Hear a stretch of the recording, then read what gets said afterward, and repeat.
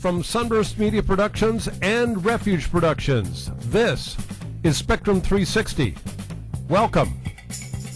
Your Spectrum 360 co-hosts are Mark Skogman and Bruce Wright. Spectrum 360 broadcasts live weekly on Mondays at 11 p.m. and online anytime via podcast. Thank you for listening for the next hour. Spectrum 360 is progressive and features political talk and humor and also the arts and popular culture. Spectrum 360 starts right now. Let's get to work.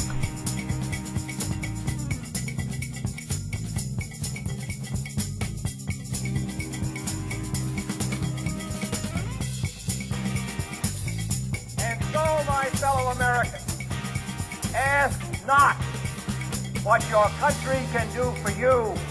Ask what you can do for your country.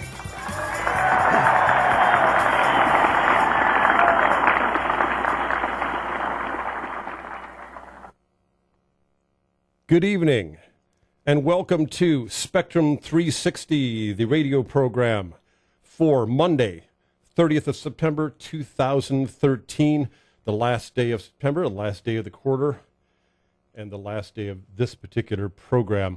And we'd like to thank John F. Kennedy for that intro. Yes, this is Mark Skogman. And this is Bruce Wright. And you indeed did hear former President John F. Kennedy in his inaugural speech in 1961. That was the famous "Ask not what your country can do for you, but what you can do for your country" quote. And that's wonderful. In the program preview, let's see what we've got on tonight's program, shall we? I think we can do that. Yes.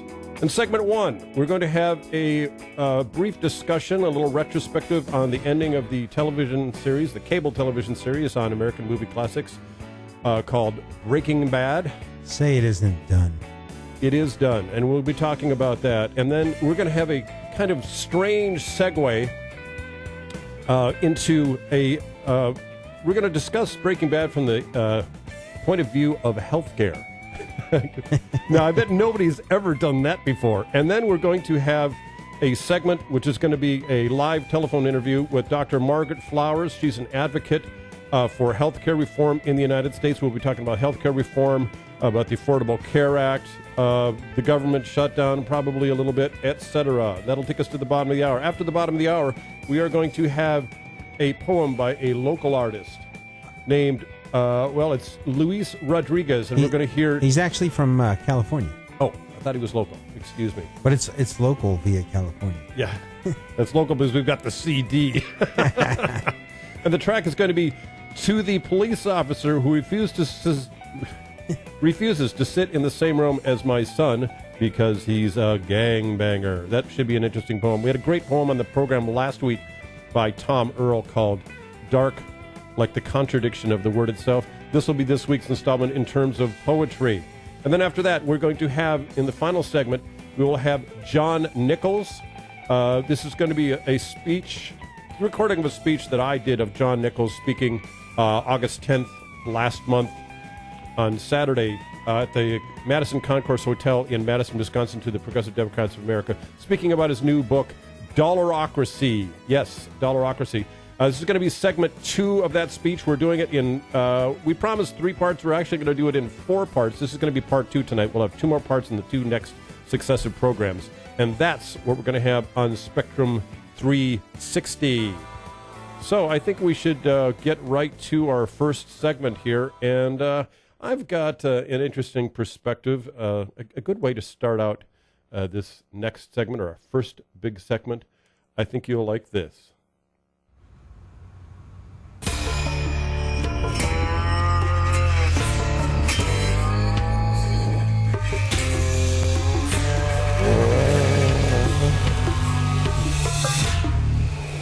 You have just got to love that. That is going to be the strangest kind of...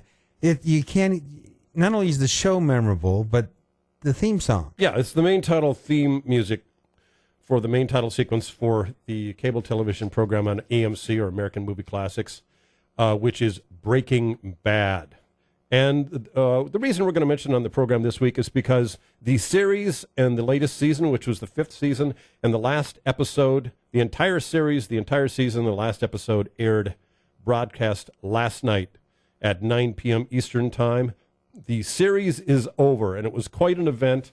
There were a lot of people watching the last episode of Breaking Bad, and then also watching the talk show about the dramatic program after that for an entire hour called Talking Bad, where they interviewed the actors and had their comments and some comedy and just more information about the series. They had a lot of the actors that were on the program on an expanded version of Talking Bad. It had been 30 minutes after each program for the last several programs this season, and then the final finale, Talking Bad, was 1 hour after the last episode of Breaking Bad. So it was Breaking Bad and Talking Bad. It was bittersweet. It was a great episode. It's been universally reviewed by most people as being excellent. And then Talking Bad was excellent, too, and it was a great way to end the series because we're all sad it ended, but we're all happy it was such a great, great series. As Anna Gunn said last night on the Talking Bad program, the writing was just so excellent. It was just way up there. And the directing was excellent. All the production values were excellent. It was a great, great program, and it's part of television history now. And also, the series ending party that Aaron Paul threw in Los Angeles last night raised $2.2 million for charity. I thought that was a very classy move. They donated all the profits from the way they promoted their series ending party to charity. $2.2 million raised by Breaking Bad for charity. I think that's a very, very classy way to end a program. So I wanted to talk a little bit about the aspects of the program that related to, of all things, healthcare. Because it was a very improbable, it's a very improbable story. It was improbable that it even started to get produced. It was even more improbable that it became a success, and such a huge success, where you have a 50-something white male who has lung cancer, and basically the story is a morality tale about what he does and doesn't do to save himself from the cancer and to support his family, et cetera, over 5 full seasons of television. So here the man has, he has major healthcare problems, and then he has major problems funding his healthcare, and that's the whole basis of the program. And he's a teacher that doesn't make enough money to live off of. Now, mind you, we're not trying to justify anything he did, but it is kind of interesting, the background there. And then his son, who has a physical handicap as well, who needs healthcare. So I don't know, it's kind of strange. And then in the end, who ends up funding, taking care of the family as he passes on is a corporate mogul who really stole from him. And his corporate partner in that the corporation that they started was some kind of intellectual property corporation. Right. I can't remember exactly what they actually did, but the name of the company was Gray Matter, and that figured prominently in the writing of some of the episodes. Well, it's interesting when you look at that and juxtapose it with the current crisis happening. You wonder to what extent are people going to go to take care of healthcare needs, and then you see a series like this, and boy, what can you say? Well, one thing I want to say that if you have healthcare problems and healthcare funding problems, it does not justify starting a methamphetamine lab. Okay, absolutely take that position not. Very clearly. I think that's a little bit contrary to healthcare. Made a very interesting fictional series, but I do not recommend anybody try that in real life. Okay, absolutely not. But Breaking Bad has ended, so that's our coverage of that event. And now on to our next segment 2 of the program, where we're going to have a live telephone interview with Dr. Margaret Flowers about healthcare and about her activism on the issue. I'm going to read a little bit of information about Margaret Flowers by way of introduction. Margaret Flowers is a Maryland pediatrician who for the last several years has devoted all of her energies to speaking out and organizing for a truly universal and comprehensive healthcare program, one that goes far beyond the law just enacted by Congress. And by that, we're referring to the Affordable Care Act, or, quote, Obamacare, unquote. Rebelling against the daily injustices inflicted upon children and their families by a profit-driven health industry, especially the big insurances and drug companies. She left active medical practice in 2006 and resolved to work full-time for a health care plan that guarantees everyone the quality care they need and deserve. Margaret has since become one of our nation's most prominent advocates for a single-payer health program and improved and expanded Medicare for all, and we'll be talking about that. And unlike the health bill that has just passed, a single-payer plan would cover everyone without exception. It would allow for free choice of doctor and hospital, much contrary to the propaganda that says you wouldn't be able to. And it would require no copays or deductibles. It would also cover the full range women's reproductive health services. And with that introduction, we hope to bring Dr. Margaret Flowers on the program. Can you hear us? Yeah, and let me just add one other thing. It was my pleasure to work with Margaret and, of course, our guest last week, Kevin Zeese, on organizing around the Occupy movement that happened in Washington, D.C. October2011.org. That's right. All of us were there. Yes. And Margaret was there, Kevin was there, you were there, and I were there. We were all there. And Was there. And it was very, very much a pleasure, though, working before that event with her and Kevin and others as we organized for that occupation that happened. And just her work from that point on, in addition to what was mentioned, she is a member of the Green Shadow Cabinet and has been an outspoken proponent of single-payer health care, as was mentioned, and also a critic of some of the plans that have passed thus far, including Obamacare, which in roughly about 45 or 46 minutes from now, supposedly the government's going to shut down. So without further ado, Margaret, are you there? I am, Bruce. Thank you for inviting me. Yes, so glad to have you on. Mark and I are pleased to have you on, and just your amazing knowledge of this very issue. So I guess we could just start off. We start off with a bit of a quasi dark humor situation with Breaking Bad. But what is your take on what's going on right now? There is this Obamacare that was passed, but they're trying to prevent it. And of course, I know you advocate for something much more comprehensive, and so do we. Single payer. But right. Kind of share with us your thoughts on this.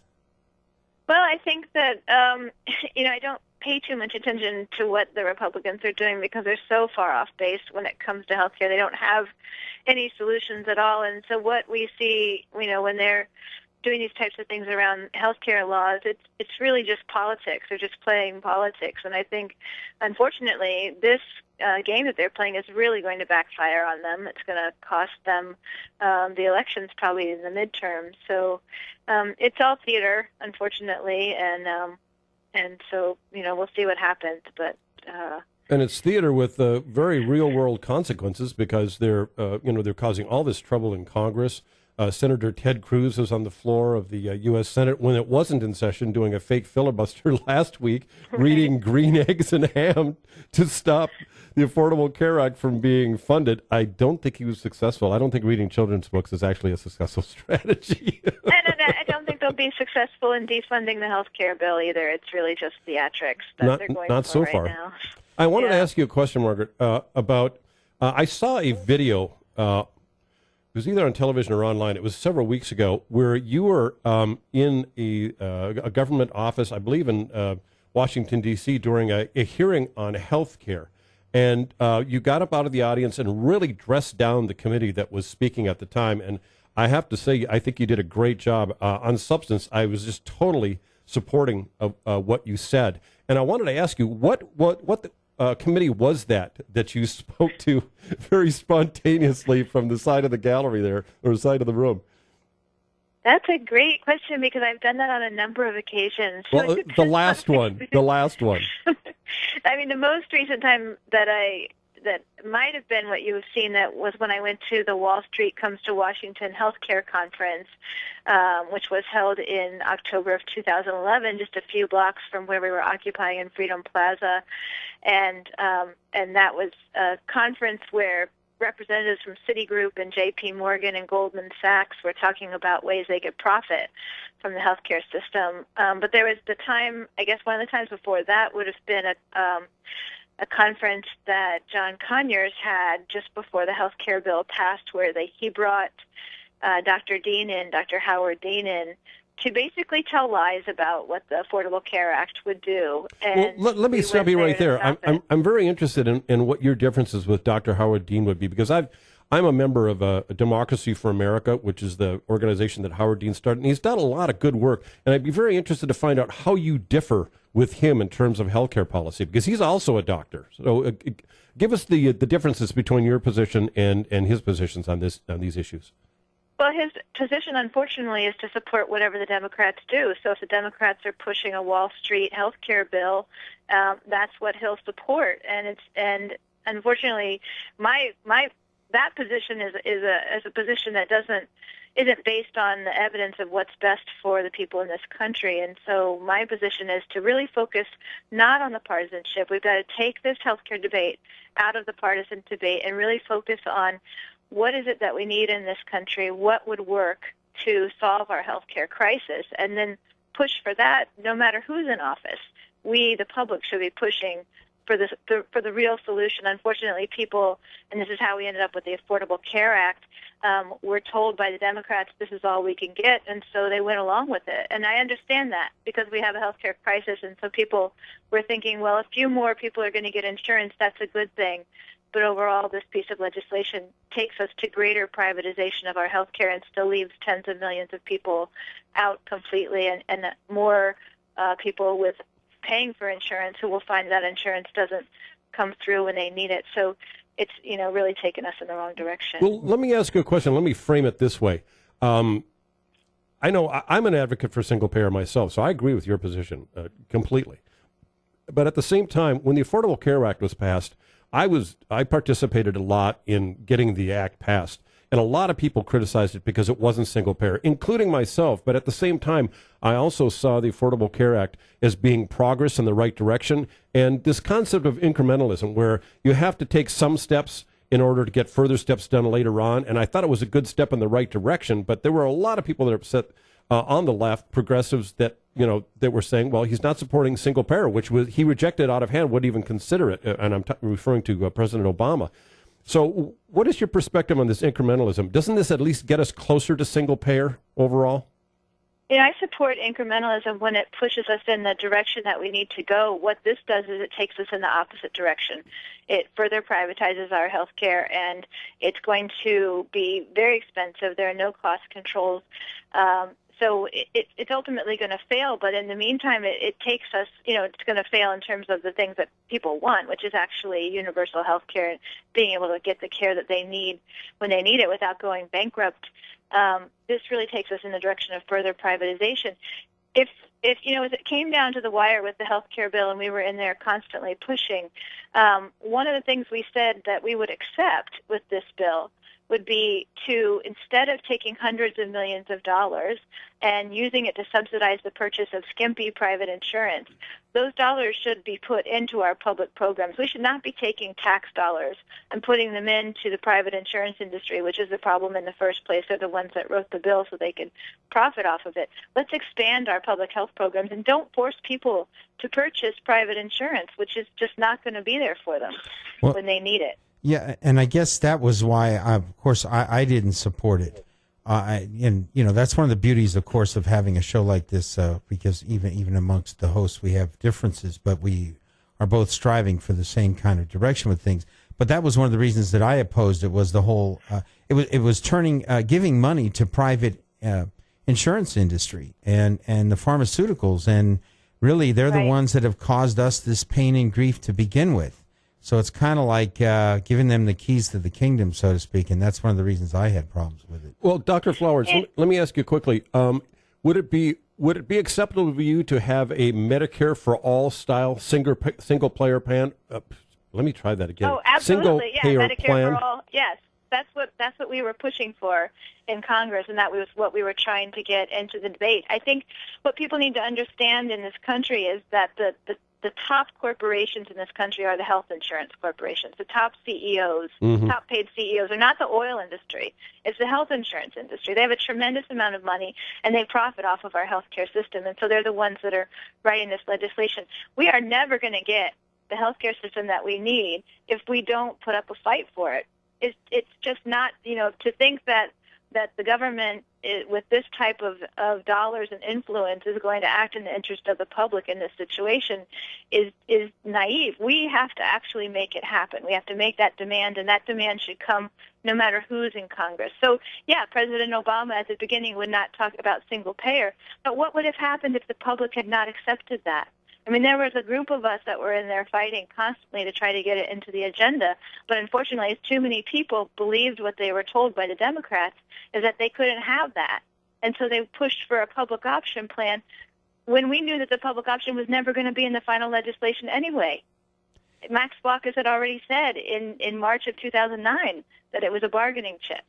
So unfortunately, people were kind of lulled by all of this marketing and theater that went on in Congress to make them believe that there was actual healthcare debate and process going on. But the whole thing was scripted from the beginning to be a Wall Street healthcare. Well, yeah, Max Baucus, he was not helpful in the process at all. He was basically compromised, and he became a representative of the healthcare industry rather than a representative of his constituents. I think that's very clear. And also, I believe it was also former Senator Ben Nelson from Nebraska was basically doing the same thing.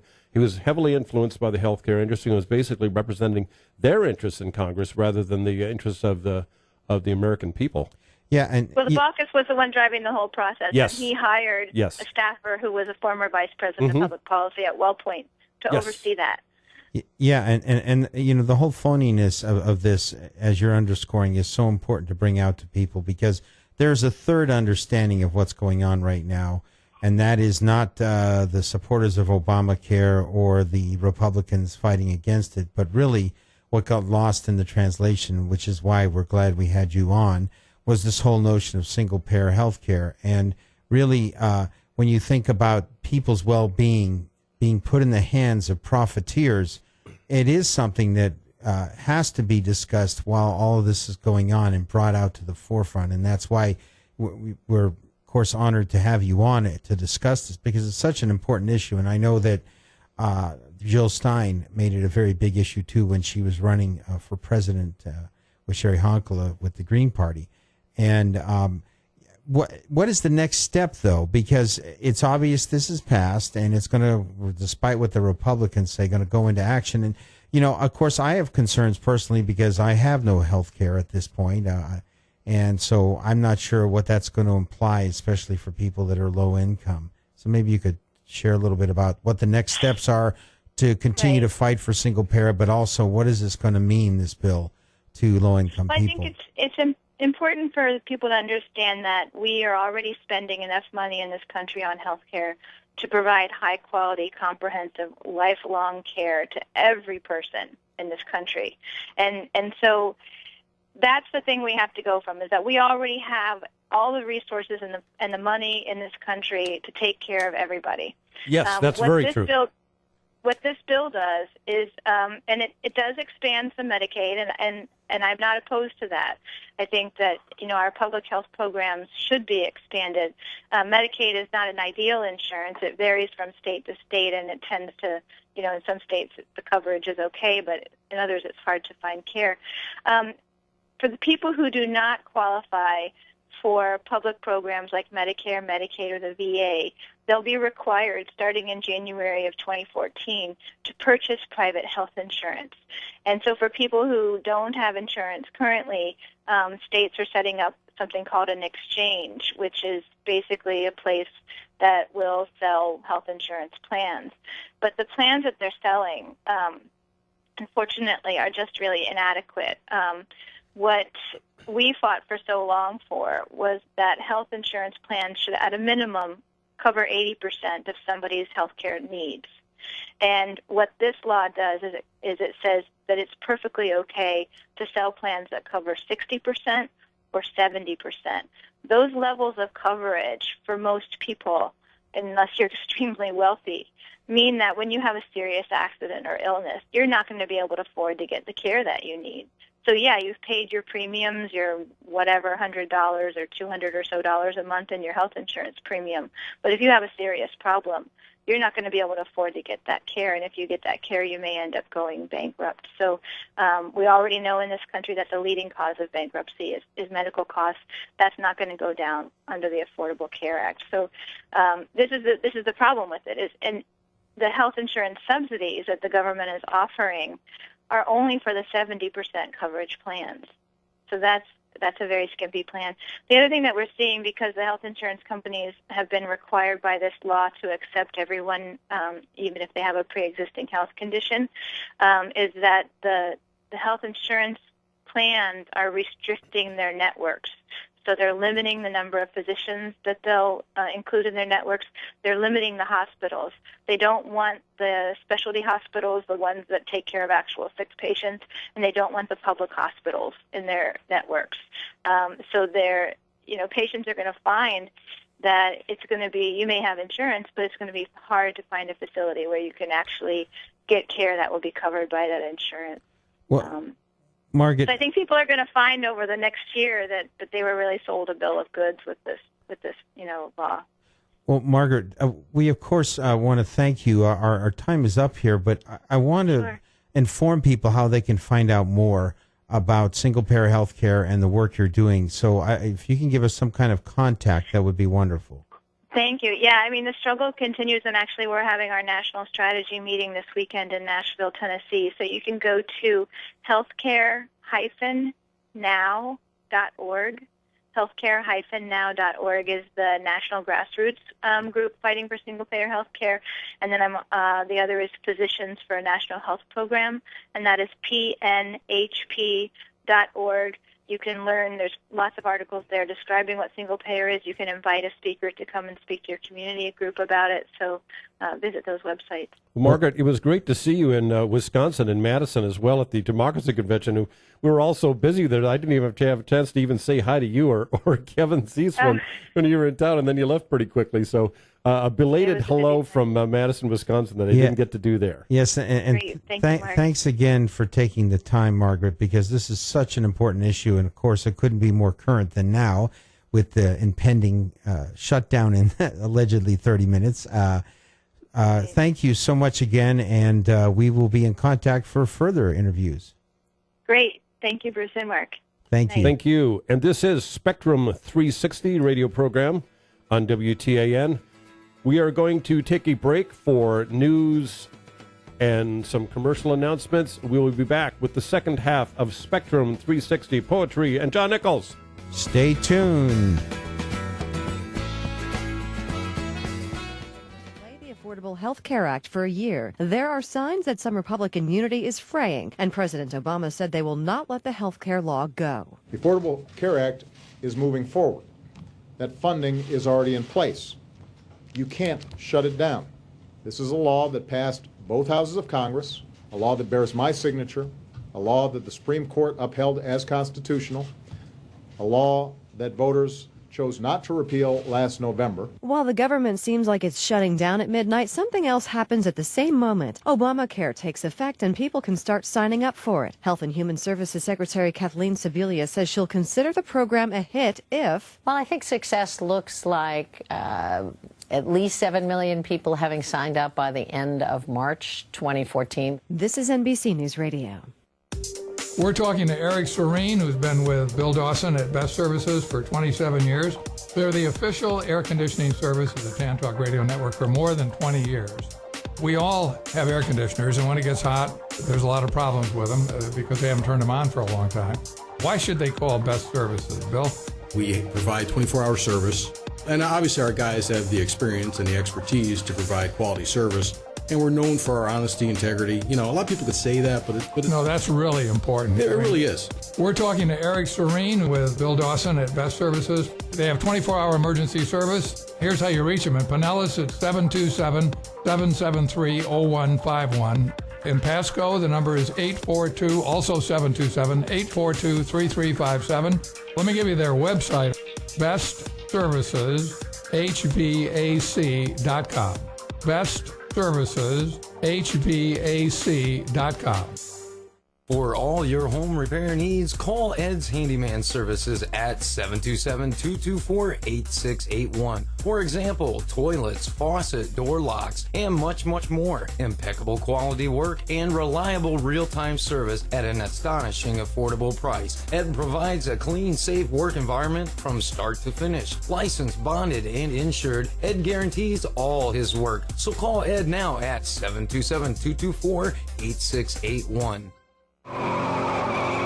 You may be owed some money. After 911 and 411, call 541. That's 727-541-1741. Call Gulfstream Motorsports for a diminished value report. Due to my 28 years experience in the auto salvage business, I'm very good with wrecks. So if your car's been involved in a wreck, call me for a diminished value report. Call 727-541-1741. You may be owed some money for the lost value of your repaired vehicle. And visit us at GulfstreamMotorsports.com. Are you looking for some great restaurants, for some great wines, Where are the great chefs? Listen to Dine Out Radio, heard every Wednesday on the Tan Talk Radio Network. 12 to 1 p.m., we'll tell you where all the great events are. We'll have Food and Wine Magazine and Bon Appetit Magazine. We'll have their editors and writers on each month. And maybe we'll throw in a couple surprises. Check out the website, diningoutradio.com. Let's do it. What do we got? What's with rich people? I hate all of them. I'm just kidding. What is we that? have lost so many young people who are the children of rich people. Oh, okay. And the rich people are not stepping forward and saying, hey, we're gonna help get the message out. I don't get it. The Prescription Addiction Radio Show, brought to you by Novus Medical Detox and Suncoast Rehabilitation. Tuesday nights from 5 to 7. My husband just doesn't understand me. Our teenage son thinks he owns the place. My boss has some nerve. Need relief from relationship pain? We've got the right prescriptions for healthy relationships. Discover timely solutions to common issues such as marriage conflict, parenting problems, job stress, and more. Our hosts Mike and Harold lead rousing discussions with great guests, and we take your calls too. Tune in every Sunday afternoon at 5 o'clock for... Hey, this is Ted Nugent. Hi, this is Jay Leno. This is David Hobbs. This is Bob Varsho. Hey, this is comedian, author, and most importantly, vintage race car driver Adam Carolla. This is Shirley Cha-Cha Muldowney. Hi, this is Robert Yates. I'm John Forrest. Hey, this is Jack Roush. I'm Ken Squire. Hi, this is Edsel Ford. Hey, I'm Dave Despain. Hi, this is Danny Sullivan. And you're listening to Nostalgic Radio and Cars. Nostalgic Radio and Cars, Wednesday nights at 7 on the Tan Talk Radio Network.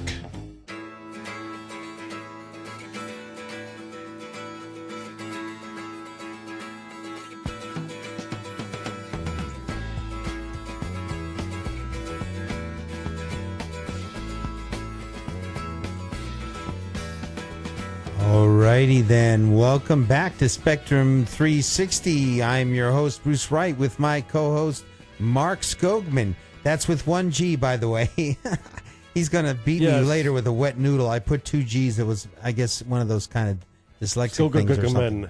Anyway, that's not my name. Yes, don't call him Skogman. Just call him Skogman. But anyway, we just we're so pleased to have Margaret on earlier, and we're grateful that she was on for our segment on healthcare. Next, we have a segment of a poet that I know quite well. His name is Luis Rodriguez. He is from Los Angeles, California. Been very involved in activist circles, particularly on Latino rights, as well as union organizing among the Latino community, and is also with the League of Revolutionaries, which, by the way, we want to thank real quick a few of our sponsors before this poem comes on. We'd like to thank The Refuge. They can be reached at 727-278-1547.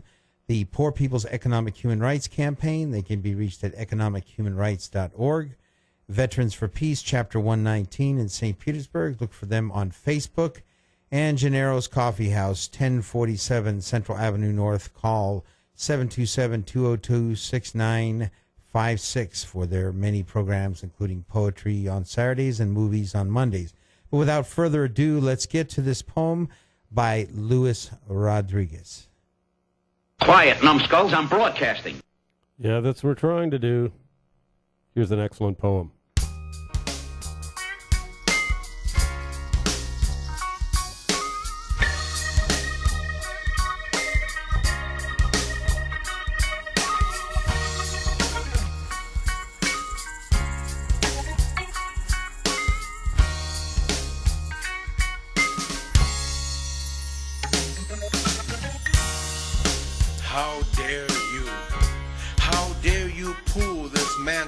From your Slavic sleeve and think it worthy enough to cover my boy.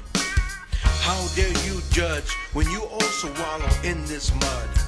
Society has turned over its power to you, relinquishing its rule, turned it over to the man in the mask, whose face never changes, always distorts, who does not live where I live, but commands the corners, who does not have to wait the nightmares, the street chants, the bullets, the early morning calls, but looks over at us and demeans, calls us animals, not worthy of his presence, and I have to say, how dare you? How dare you? I'm only human. You make mistakes too. Sing it, Father. Sing it, Father. Yeah, yeah, yeah. My son deserves to live as all young people. He deserves a future and a job. He deserves contemplation. I can't turn away as you, yet you govern us. Hear my son's talk. Hear his plea within his pronouncements, his cry between the breach of his hard words.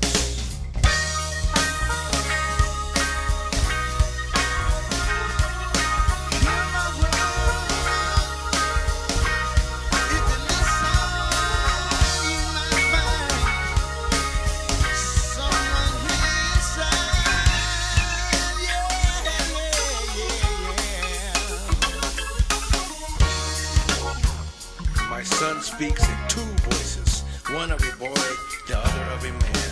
One is breaking through, the other just hangs. Listen, you who can turn away, who can make such a choice, you who have sons of your own but do not hear them. My son has a face too dark, features too foreign, a tongue too tangled, yet he reveals, he truths, he sings your demented rage, but he sings.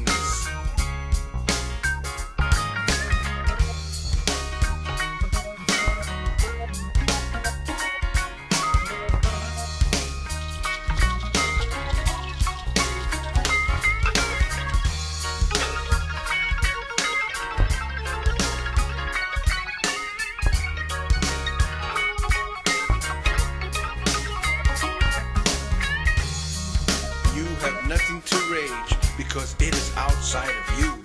He is inside of me. His horror is mine. I see what he sees.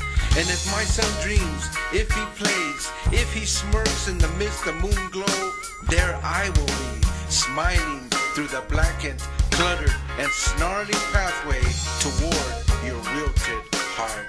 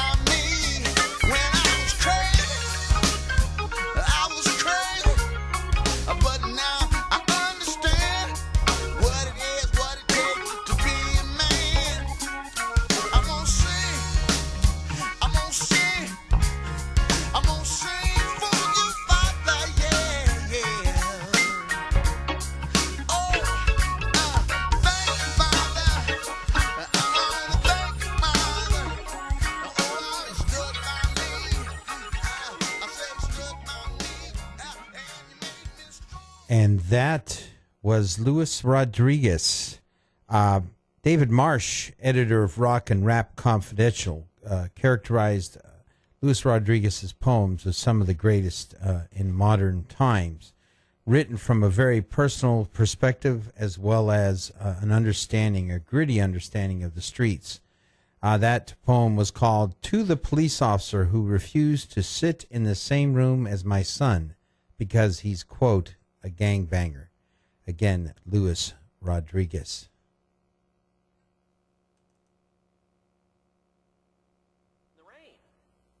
I would not, could not in the rain. Not in the dark, not on a train, not in a car, not in a tree. I do not like them, Sam, you see. Not in a house, not on a box, in a box. Not with a mouse, not with a fox. I will not eat them here or there. I do not like them anywhere.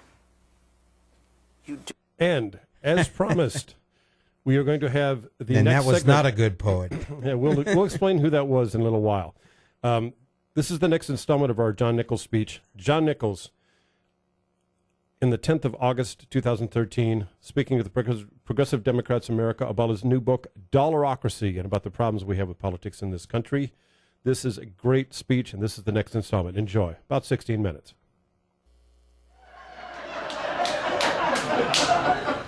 So I'm not going to give you the whole delineation of democracy and the demos, because that actually makes people kind of move away from it. You feel like it's separate from you. Democracy is exactly what your civics teacher taught you in 4th grade. It's not more complicated than that. Because when you were in 4th grade, I have a 10-year-old coming up, she's going to enter 4th grade. When you were in 4th grade, you still had an element of innocence. They didn't say, oh, by the way, it's a guy named Richard Nixon, right? You know, I mean, that would completely obliterate the whole discussion. No, what they say to you when you're in 4th grade is, yes, we have elections, and candidates present ideas. And based on those great ideas, we wrestle with it, and people think about what is best for the country. And then, on this glorious day, the day Walt Whitman wrote poetry about, we would go to the polls and we would cast each of our ballots, and they would go into a mass, and they would actually be counted. And yeah,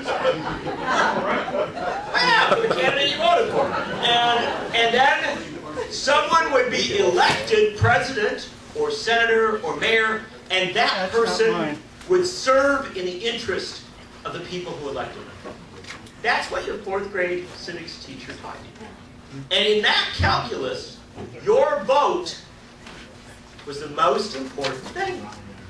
I mean, I know you got the candidates and the theater and all this other stuff, but at the end of the day, your vote was the most important thing. It's what mattered. The vote drove the process. Democracy was the vote. We fought and we died for the vote. Thanks, sir. We didn't die for some Socrates Greek concept of the demos. No. George McGovern flew that plane over Yugoslavia, dropping those bombs on the Nazis. He got shot down. He crashed that plane. He saved his crew, and he fought his way back to the front lines to fight again for the vote, for giving people the power. That's what this has always been about. Our wars have been about maintaining our right to run things, helping other people to run things. That's supposed to be the concept. But that's no longer the case anymore. We have not had an election in this country in modern times where the vote mattered more than the theater. And it's getting worse and worse and worse. And that's the difference between democracy, the vote, that woman right there, that guy right there. You matter more than anything else because you're going to cast a vote. Today that matters less in the eyes of our media, in the eyes of our political class, in the eyes of many of us as citizens, than the dollar. The dollar becomes dominant. How dominant is it? You know, when Dennis Kucinich ran for president of the United States of America, you can love Dennis or hate him. Take what you want. I haven't known in this room many people actually like him. But you can also say this about many other candidates for president of the United States. You can say this about Jill Stein, who ran as Green last year. You can say this about all sorts of progressive, innovative candidates. You can even say this about some libertarian Republican candidates. You can say this about people who aren't, who can't go to Wall Street and just pile it up. You know what the first thing they say? You know what the media says right after that? Can't raise enough money. The media refers to something called the dollar primary. Before you get to New Hampshire, before you get to Iowa, they say, how are you doing on dollars? And if you are not winning in the dollar primary, you're not a credible candidate. And you know what they actually do? This is the most brutal thing. Candidates know this. The big networks actually assign interns to travel with you when you're running for office. If you're a candidate, some kid, you're the ABC intern, and whatever you do, because they want to see you do something stupid, right? And so they write it down, and the ABC can broadcast it. And so like Jerry Brown was a gold mine.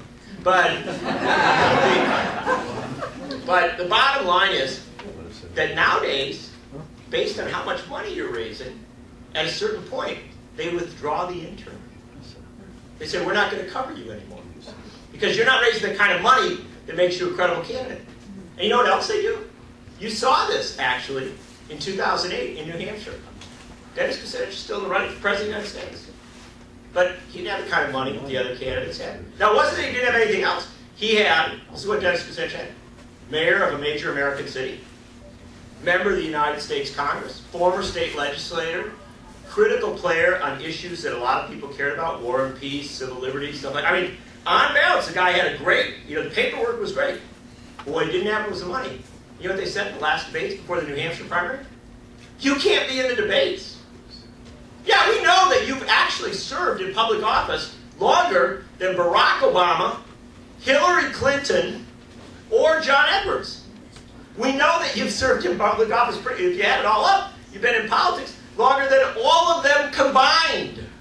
But you can't be in the debate because you literally did not come up to that debate, open up your wallet, right? Say, see, all right? Because didn't qualify. And again and again and again, in American politics, this is the reality. The dollar matters more than the vote. The dollar beats the vote. And if the dollar beats the vote, then we got to stop calling ourselves a democracy, and we got to start calling ourselves a dollarocracy. And if we're a dollarocracy, brothers and sisters, if we're a dollarocracy, brothers and sisters, the battles of Tom Paine and Harriet Tubman, Ida B. Wells, Martin Luther King Jr., Gloria Steinem, everybody that we have honored across 250 years of American struggle, every vet that went off to march in war, those values are under attack at home, not from some foreign enemy.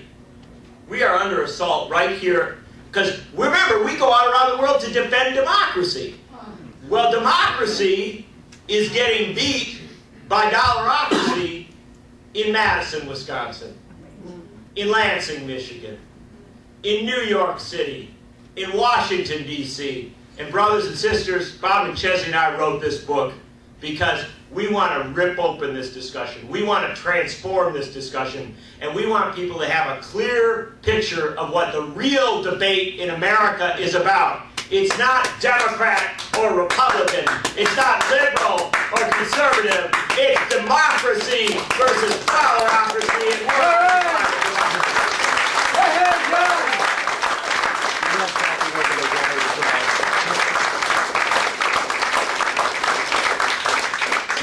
And about it, man, that's a problem, right? Because what I've done now in the first few minutes of talking with you folks is tell you what you already know. And you know, I want to emphasize that there's nothing a crowd likes better than being told what they already know. Especially if it's what they already agree with, right? No, it's a painful reality that we often come out and repeat the knowledge that we have and maybe put a better phrase on it, a better spin on it. But the point of this book is something very, very different than that. We want a better understanding of the whole thing.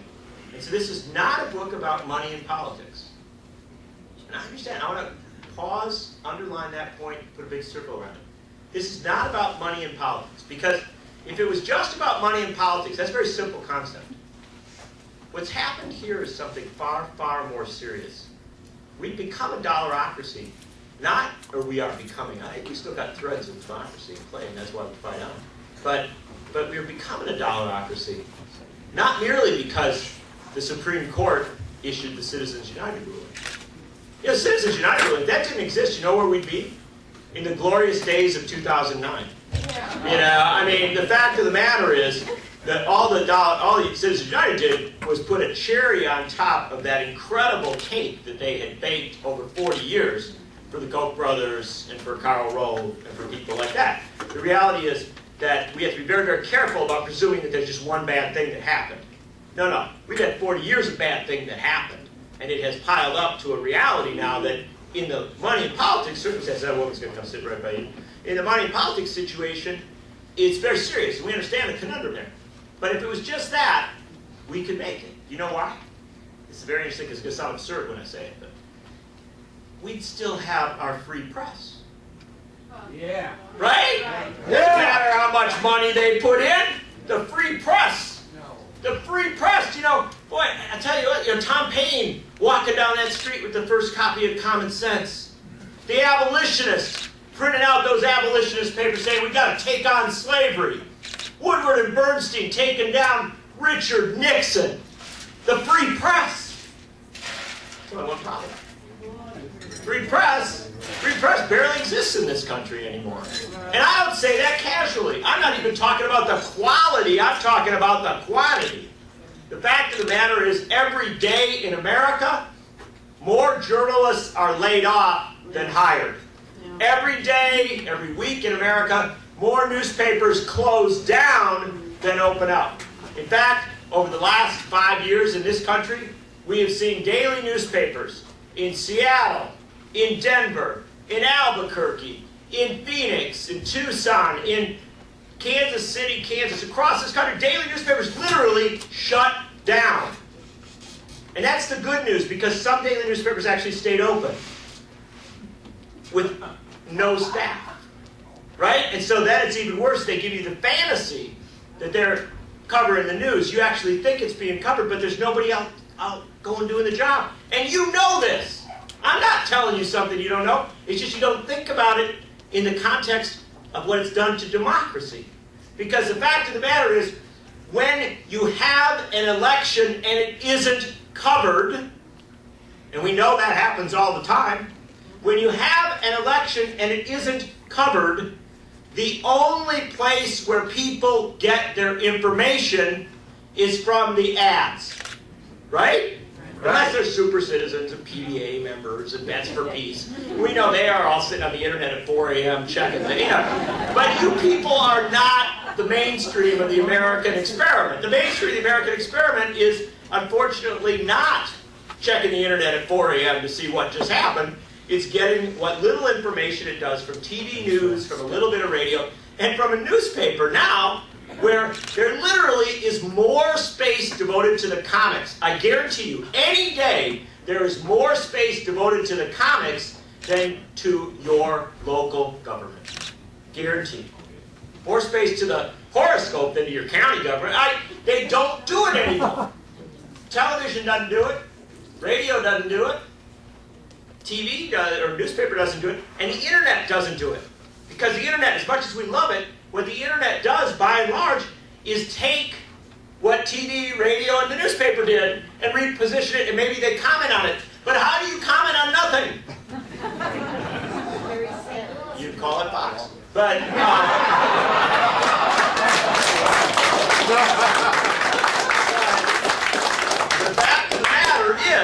the fact of the matter is that we have dumbed the debate down so much, we have squeezed so much journalism out of this thing. Even bad journalism is better than no journalism, I'll tell you it is. But it's just not there. If somebody comes and covers your meeting and they do a lousy job covering it, you can call them up and say you did a lousy job covering the meeting. But if nobody comes to cover the meeting, who do you call? What do you do? How does anybody know that you met? You are the tree that fell in the forest and made no sound. And so we've got this collapse of journalism. It's very serious. We lost the better part of 30,000 newspaper employees between 2008 and 2013.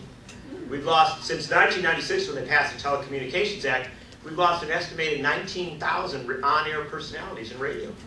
Television stations across this country are now shaving minutes off their local newscasts, which is the primary source of information, so they can fit in more campaign ads.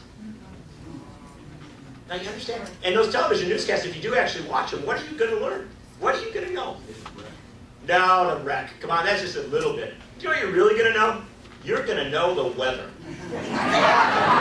You're going to know so much about weather. Do you realize that if citizens knew as much about politics and government as they do about the weather, we would be the most informed and engaged citizenry in the history of the planet. No doubt about it. No, because when you watch your evening news, you go, I promise you, you'll have to do this once, and then you never have to do it again. Go watch your evening news tonight. Do you know what they're going to do? It's going to start up, and they're going to say, welcome to the evening news. The United States and Russia are recreating the Cold War. Obama's not going to go meet with Putin. We've got, 8% unemployment, except if you're black, and then it's 15% unemployment. except if you live in a city, and then it's 25% unemployment. Except if you're under 50, and then it's 50% unemployment. You know, it's like. And there you have it. That's installment 2, segment 2 of the great John Nichols speech that I was able to, very fortunately, able to record in Madison, Wisconsin, at the Madison Concourse Hotel, when John Nichols was addressing the Progressive Democrats of America Wisconsin state meeting there on the 10th of August, 2013. And we have some more people to acknowledge. Yeah, and we want to thank some additional supporters of the show, including Relax at Home licensed massage therapists. Call Patricia at 813-784-7485. My Place in Recovery, an addictions recovery program, as well as a thrift store that's having its grand opening this Saturday. Please call 727-244-0427 about the grand opening of My Place in Recovery thrift store. Be thrifty. The Catholic Worker, 727-278-1547 in St. Petersburg. And, of course, the League of Revolutionaries for New America, LRNA.org. Next week, we are going to have a show on racial profiling, including a local guest, the president of the National People's Democratic Uhuru Movement, who recently was racially profiled. Tune in next week, 1340 a.m. That's tantalk1340.com. You can look for a podcast of this show next tomorrow Spectrum night. 360.